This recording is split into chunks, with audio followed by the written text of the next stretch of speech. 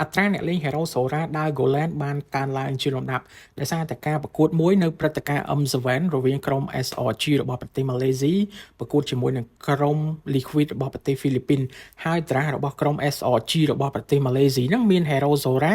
លេងជា Goland ហើយហ្គេមហ្នឹងដែរ Sora Goland ទទួលបាន Savage ទៀតដែលធ្វើឲ្យអត្រានៃការលេង Hero Sora ដើរ Goland ហ្នឹងកើនឡើងជាលំដាប់ប៉ុន្តែភាពជោគជ័យយក Hero Sora ដើរ Goland ហ្នឹងអត់មានភាពជោគជ័យប្រហែលទេមានតែភាពជោគជាំច្រើនជាង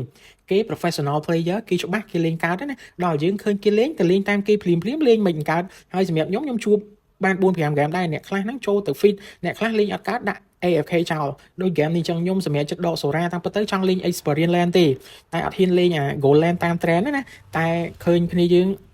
អត់មានអ្នកលេង Jungler ខ្ញុំក៏សម្រាប់ចិត្តយក Sora ហ្នឹងដើរជា Jungler ទៅហើយហ្គេមហ្នឹងដែររៀងវាយចេញដែរណា5 top kill ហើយបាន MVP រៀងអែមដែរហើយការប្រកួតព្រឹត្តិការណ៍ M7 បានឈានដល់ Grand Final ហើយដែលមានក្រុមភ្ញៀវគឺក្រុម Aurora របស់ប្រទេសហ្វីលីពីននឹងត្រូវជួបជាមួយនឹងក្រុមម្ចាស់ផ្ទះ Alter Ego ហើយអ្នកទាំងអស់គ្នាគិតថាក្រុមមួយណាជាម្ចាស់ជើងឯកព្រឹត្តិការណ៍ M7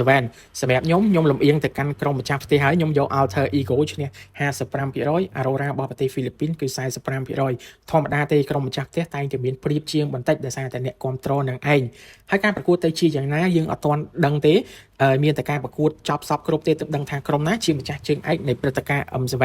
ហើយកាលពី Hero Sora នេះចេញភ្លាមគ្នាយើងបានធ្វើថេសយក emote Sora នេះអត់របស់ដែលគេឲ្យធ្វើថេសយកទៅអត់មានអស់អីទេវាល្អសម្រាប់អ្នកចង់បាន account World Collector អញ្ចឹងណាហើយ